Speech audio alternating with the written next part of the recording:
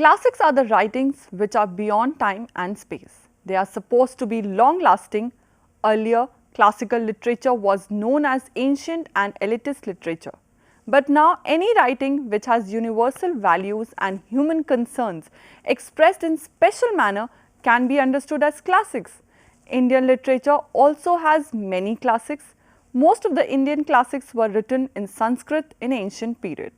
To begin with, as we know that translations of Indian classic carries many more things relating to the area of translation, and it is a pertinent perspective that needs to be discussed in detail. Before we go about the discussing translations of Indian classic, could you please elaborate what is the idea and conceptualization of classics? Throughout the world, classical literature means anything which is of high importance, and it is timeless and cosmopolitan. In Greek literature, we find Iliad and Odyssey, which is considered to be European classical literature. In Indian context, Vedas, Ramayana, Mahabharata, these are all works which have been written thousands of years back, but are still different generation of readers still find it very important.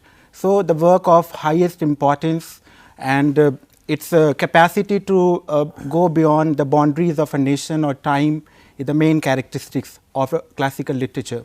But I would like to focus the attention of the students also to the very origin of the word, that is classics. Classic in its origin, it is relating to Latin word classics, and that denotes the meaning of the elitist persons, compositions, and that deals and speak about the elitist persons. But as in when there is requirement, it needs the dimension and the meaning of the classics. So, now the classic, I would request you to elaborate about the idea of classics, that it deals with the literary works or any work for that matter, which is beyond time and space, which is a long lasting one. So, in the given perspective or context, which classics do you refer to, which may be narrated as Indian classics? Vedas, Ramayana, Mahabharata, Upanishad, Purans, these are considered to be classical literature, because it has been written thousands of years back and written at a time when in Europe we do not find civilization. Here during ancient time, means before the birth of Christ 3000 years, we find that such a monumental work has been written, and particularly Ramayana is considered to be life and work of Lord Ram, which inspired a different generation at different point of time. Even in present time, what we find that people read Ramayana with great enthusiasm. So, the sustainability of Ramayana, which inspires even modern reader throughout the world. When Britishers came in India, they came for colonizing India, but gradually they started meddling into the affairs of Indian politics, and they come across Ramayana and Mahabharata, but it was in Sanskrit. So, translating and they do not know Sanskrit, so they have to depend on Indian translators. They were Pandits and they themselves were not sure that whether the intended meaning they are giving or not. So, Sir William Jones, who is founder of Asiatic Society of India, he was Indologist and a great lover of Indian literature. So, he learned Sanskrit and he himself undertaken work of translation. Okay, before we lead further, see in compass of the Indian classics, we have many more texts. Due to paucity of time, we will focus a few ones. So, would you please elaborate on which Indian text, Indian classics we are going to talk about? We are going to talk about three classics, Ramayana, Mahabharata and Abhigyan Sakuntam, three texts that I have chosen for today's discussion. Yeah, because it will be better that passing reference, there are many more texts which need to be discussed about, but we will have a detailed study of these three texts. Yes. So, would you please let the learners know on which ground, since when this I mean periodically, since when we discuss the translations, and in which languages we will discuss the translation We will be discussing in English translation, though these classical works have been translated into almost all major languages of the world: German, French, Russian, and in Indian context, Tamil, Malayalam, almost all languages. But our focus will be on English translation. So, firstly we will have the debate what was the perspective, why they chose to translate these many works and these particularly works, what was the perspective behind, why they were I mean they were tempted to translate these particular works. The main purpose for translating these classical works was to consolidate British imperialism, because they knew that without knowing the culture, the civilization, the real textual meaning of these classics, they will not be able to understand Indian psychology. And their primary purpose, when they started East India Company and they started meddling into the affairs of Indian politics, they faced several difficulties. So, these classical works, which was very popular among the masses, so they wanted to translate with the purpose of codification of Indian laws, because some of the many of the Indian laws are text in Sanskrit, and they also wanted to read the psychology of Indian. So, Sir William Jones, he himself was a professor of Sanskrit and used to teach Hindi also in a college in Kolkata. So, he was a lover of Indian literature, Indian classics, but the main purpose was consolidating hold of British Empire, and they were successful also in doing that. But gradually what happened, their dimension shifted, because if we read the minutes of Macaulay, we find that the minutes in which he revealed that they wanted to create a generation of Indians who are maybe in color, they are Indians, but they would be British in their mindset. So, what we find that in early period, this was the main focus of translating these Indian classics. Yeah, fine. It means you are addressing the problem of process of colonization. In the process of colonization, translation was used as a weapon or instrument to colonize the Indians. This was the perspective. In keeping in view, I think we are reminded to have propositions made by Edward Said and Tejaswini Niranjana. Yeah. So, they propounded that three more major ways or means were there, or motives were there to translate the Indian text. One, to facilitate smoothly the function of administration. Two, to cope with the Christian missionary and conversion scheme. The third one was let the Indian psyche and perspective and knowledge system be shifted and made aware to the English audience. These three major perspectives were there, but they had their perspective meaning and vested interest also. Keeping in view, how do you see the politics of translation? Even if they had vested interest, how good it had been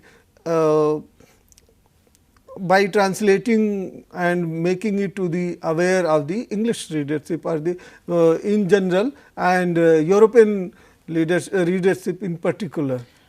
Yeah, their translation, though they have vested interest, but still it has contributed a lot in understanding India from the Western perspective. When these works were translated for Western audience, they were a good response, and in the British universities, in the European universities, there were debate and discussion about this great work of art. A great deal of snobbery prevails. They used to consider that their literature is superior. But when they come across Ramayana, Mahabharata, Vedas, the greatness of these texts were reaffirmed to them also. So, gradually the politics of translation was, of course, to consolidate British Empire and to affect the Indian knowledge system, because the existing knowledge system, they wanted to change that system, and they have introduced English medium schools, they revised curriculum. But gradually what we find that these translations contributed a lot in starting Indology, and a number of scholars, for example Max Muller, he never visited India, but he appreciated Indian literature, and he also translated. Maybe there were some colonial biases also, because he never visited India, and without visiting India he was writing on Indian classics. So a degree of misconception prevailed, but what we find that over the time, when more and more people were looking for reading this translated text, they come about the greatness of Mahabharata, Ramayana, and this has contributed a lot for changing their concept about India.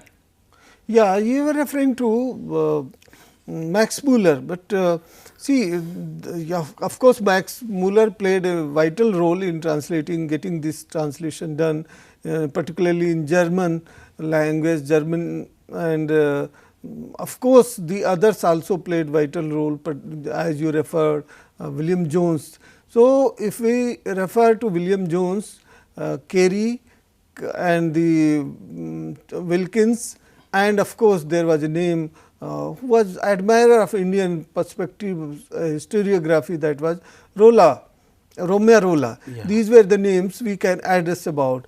But coming to the point, could you please elaborate about the translations of Ramayana? Yeah, translation of Ramayana, initially Ramesh Chandra Dutt. He was a member of elite Indian civil service. He has undertaken a translation, and it took almost 5 years to complete this project. Apart from him, we find also a number of British scholars, they started translating. But Ramayana is such a text which have different kinds of perspective in translation also. If a Britisher is translating a text, he may or not be very much aware about the Indian ethos, culture, the intended meaning. So what we find that initially the translation was intended to appreciate the literature, but gradually what we find that at different point of time, different scholars, Indian and Britishers, they undertaken this project.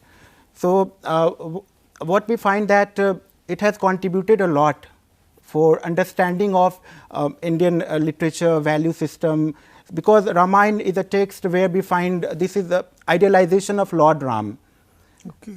And in European context, Iliad and Odyssey is about war, about heroic act. So this contrastive study of European classical literature, Indian classical literature, they could compare and contrast. But initially, there was much more politics of translation of indigenous texts. For example, Ram Mohan Roy. Okay. He was a social reformer, and he was also a great, some way they were supporting these activities. During colonial period, a large number of texts were translated into English and other European languages. Colonizers took the task of translation as a project. There were motives also behind the special attention of translation activities.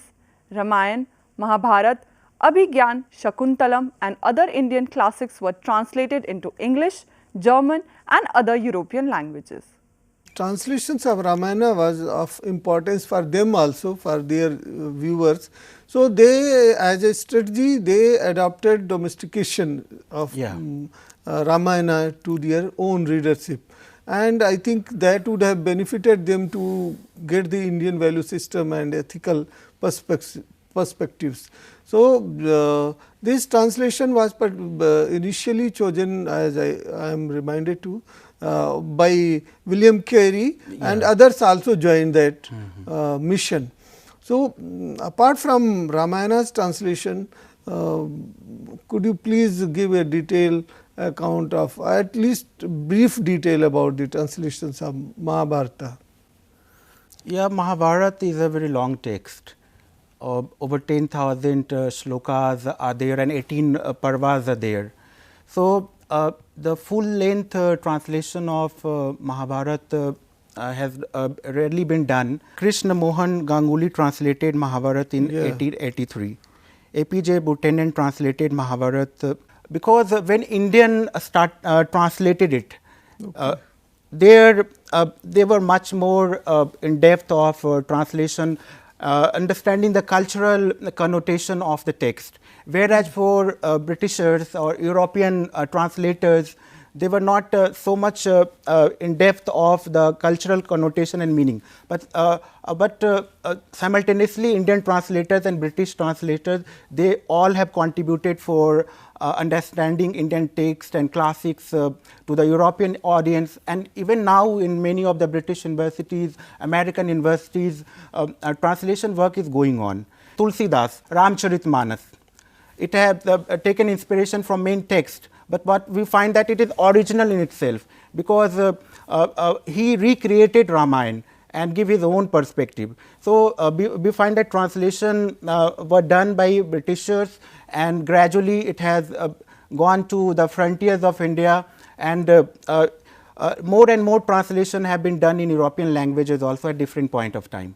So, as you were referring, and we know that major translation of Britishers were relating to the Ramayana and Mahabharata. Mahabharata was chosen by, firstly was chosen by William Carey for translation, yes. But later on Wilkins chose the particular perspective and one segment of that Mahabharata that is very well known as Bhagavad-Gita. He chose to translate Bhagavad-Gita. So, Bhagavad-Gita's translation does carry meaningful perspective to the Britishers and English audience. So, keeping in view the colonial perspective, how it is needed to revisit that translation, keeping in view the changing scenario of post-colonial. In the post-colonial perspective, there is a need of revisit these classical texts, because in this present globalized world, where this world has become a global village, and translation of a text like Mahabharata, and Bhagavad-Gita is also a part of Mahabharata. It's sermon given by Lord Krishna in battle of Mahabharata. So, we find that Gita is all about the focus is on karma, and this has inspired European audience a lot. Indians were understanding this perspective, but for Britishers, this translation, that too in 19th century, was a great work of art. And their misconception about Indian culture and civilization has been largely cleared, because any text which is as a sermon delivered in battlefield of Mahabharata, Kurukshetra battle itself was a great work. Yeah, I am reminded interestingly to the fact that the principle of karma phal that is propounded by Gita, that one should not be willing to get the fruit of the act. This action orientation without willing for the judgment, that is denoted in a very good principle propounded by Immanuel Kant, that is duty for the sake of duty in Western perspective. So, I think without having gone through the translation, Immanuel Kant would have not propounded that. Sir, it seems like we compare Indian perspective and Western perspective. Western perspective is much more materialistic. Their focus is on any work should have a result. We must expect for the result. But Indian perspective, particularly Gita, says that we should niskam phal, we should do niskam karma without getting the result. So, this must have inspired generation of Britishers, and there are in Oxford University, we find that Department of Indology has been established there, and much more study is being carried out even now on Gita, Ramayana, Mahabharata, Bhagavad-Gita, because these are the texts which keep on inspiring different generation of readers and writers and translators. Coming to the next Indian classic, that is Translations of Abhigyana Shakuntalam. As I know that you also teach about the translation of Abhigyana Shakuntalam to your students, and that translation is particularly, though it is translated by many more scholars, but that is particularly known for the translation of William Jones, that is Shakuntala or a Fatal Ring and Indian drama. So, could you please enlighten? First translation was done by William Jones. He was a great lover of Indian literature, and that is why he has undertaken this project. But translation of his perspective about Shakuntala, we find that he as a European scholar have European perspective. And Shakuntala was referred as epitome of virtue, and what we find the different this is in 7 acts. And this is also part of, by the way, sir, Adi Parva of Mahabharata. The very origin of Shakuntala is in Adi Parva. So Kalidas' work is called Abhigyan Shakuntala because he has also, Kalidas also changed some of the story and introduced some new characters, because Shakuntala in Mahabharata, Adi Parva, and Shakuntala by Kalidas is slightly different. So his base was from Abhigyan Shakuntalam, he translated, and Sir William Jones' understanding about Shakuntala was that he is an epitome of virtue. And this love story, because in Europe, Romanticism came much later. But in Indian context, what we find that it's a romantic text, we can say. There is much more description of nature, and what we find that how a king who is all powerful and almighty visited a forest, and he falls in love with a hermit girl and marriage, and then fatal ring, because ring has contributed for loss of memory. So all these perspective that he had, it varies from Indian perspective, sir. So he tried to contextualize and domesticate it for their readership or the audience that he has chosen for. Yeah, he had tried, but maybe his understanding, because any translator has his own perspective and understanding of text in original language. Again, the problem of fidelity is there, and understanding Sanskrit and literary tradition of India, that was the problem. So sometimes what happened that meaning is lost, intended meaning is lost, but that was a monumental work then, and it has inspired a generation of translators, and there are lots of translation of Shakuntala at different point of time. So during the colonial period, there was a major work done for the Britishers' interest and acquaintance of knowledge relating to Indian law system, that is dealing with the Manu Smriti. Manu Smriti. Yeah, would you please highlight? Yeah, Manu Smriti was codification of Indian laws, and when they established their rule in India, they wanted to govern Indian through their own rule. But the problem was that the Manu Smriti was in Sanskrit, and they have to depend on translation by Pandits. So they inspired a group of scholars to go through the Manu Smriti, and Manu Smriti was translated, and accordingly Indian laws were drafted for governing India. So Manu Smriti was the primary source text for Britishers for framing rule and policies for Indians. They tried to do it, but the fact of the matter is that it was translated in 1789, if I am correct, by William Jones.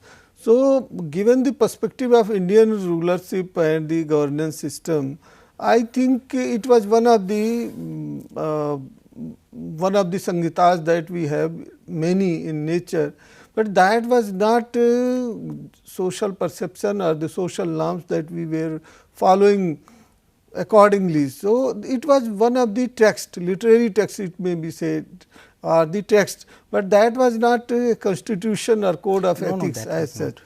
but they try to interpret accordingly, because we were not governed, and that is also one of their strategy of translating. Because of their limited understanding of Indian psyche, culture, civilization, they rather misinterpreted it.